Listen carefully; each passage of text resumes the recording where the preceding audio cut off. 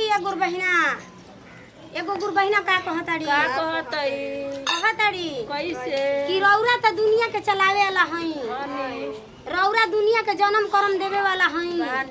मानुष के तन दे दिहनी